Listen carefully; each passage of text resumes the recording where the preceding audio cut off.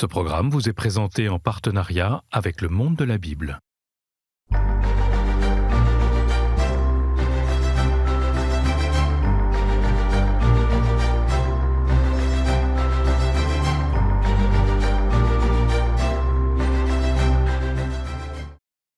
Le Christ en majesté de Taoul, chef-d'œuvre de la peinture romane et joyau du Museo Nacional d'Art de Catalunya, cette fresque au symbolisme complexe réalise une interprétation théologique poussée du motif bien connu du Christ en majesté.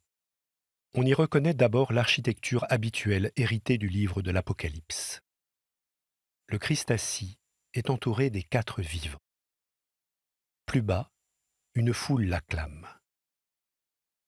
Le Christ est celui qui gouverne toutes choses. Sa divinité est clairement affirmée.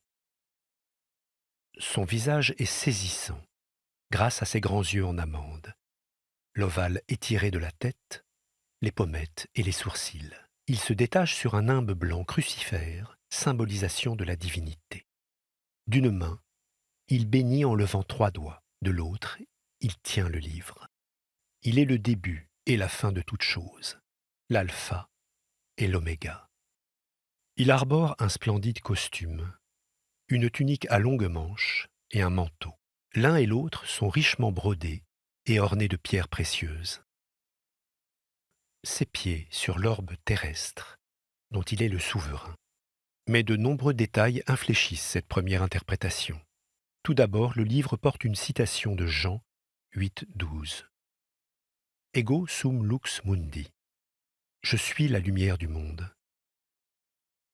Les vivants, au lieu d'environner bien sagement le trône comme le texte le prévoit, occupent tout l'espace supérieur et on reconnaît les noms des évangélistes au-dessus de leur tête. Enfin, au lieu de dépeindre les vieillards couronnés, l'artiste a choisi de montrer des apôtres entourant la Vierge, Barthélemy et Thomas à gauche, Jean et Jacques à droite. Il faut décrypter ces changements. Les 4 vivants, on parle souvent de tétramorphes, sont depuis Irénée de Lyon associés aux évangiles, comme le rappellent les inscriptions au-dessus du lion, Sanctus Marcus Evangelista, et au-dessus du taureau, Sanctus Luca Evangelista. L'artiste se souvient aussi que le texte de l'Apocalypse joue sur un texte plus ancien, la vision du char de Dieu d'Ézéchiel, chapitre 1. Il ajoute des anges, présentant par des mouvements variés les 4 animaux, car Ézéchiel précisait qu'ils avaient des visages d'êtres humains. Il les complète par des chérubins. Par clin d'œil, il inscrit les 2 animaux du bas et leurs 2 anges dans des cercles, comme pour figurer les roues du char, qui s'organisent autour de la mandorle, la forme en amande, symbolisant la gloire divine. Voilà le sens de la fameuse Lux Mundi. Les 4 évangiles deviennent à la fois les montants du trône du Christ lumière du monde et ce qui lui permet de se déplacer, c'est-à-dire de propager son message. Grâce à cet agencement particulier, la figure du Christ révélateur et sauveur par la puissance de son évangile se superpose à celle du Christ souverain. Cette illumination, qui est son enseignement, ne se dit pas seulement à travers les 4 évangiles. Elle est relayée par les apôtres qui incarnent l'Église. Dans cet univers d'hommes, il y a pourtant une femme, Marie. Or, la seule scène dans laquelle Marie est présente au milieu des apôtres est celle de la Pentecôte, que les Actes des Apôtres, chapitre 2, décrivent comme le moment fondateur de l'Église. Jean et Marie sont représentés de part et d'autre de l'ouverture pour faire allusion à une autre scène fondatrice de l'Église, l'instant où Jésus confie l'apôtre qu'il aime à sa mère. Marie porte un plat, on parle de patène, dans sa main voilée par respect, selon la coutume byzantine. De cette petite assiette sortent des rayons qui marquent la divinité. C'est une évocation de l'Eucharistie.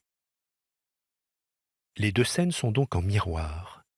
Le Christ gouverne le monde à travers sa parole et son sacrifice, dont l'Église est la gardienne. De manière très exceptionnelle, on a conservé une inscription qui donne le contexte et la date de la consécration de l'église Saint-Clément. La cérémonie a eu lieu le 10 décembre 1123, sous la présidence de l'évêque Raymond de Barbastro. Ce dernier, soutenu par Rome, s'était brouillé avec les nobles de la région. Alphonse le Batailleur, roi d'Aragon, l'avait chassé en 1116 de son diocèse. Réconcilié avec Alphonse à partir de 1121, Raymond bâtit une église somptueuse. Les fresques constituent donc une sorte de programme politique tout autant que religieux. Impressionnés par la fresque, les puissants seigneurs du lieu doivent reconnaître l'autorité du Christ, lumière du monde, et de son représentant dans le pays, l'évêque.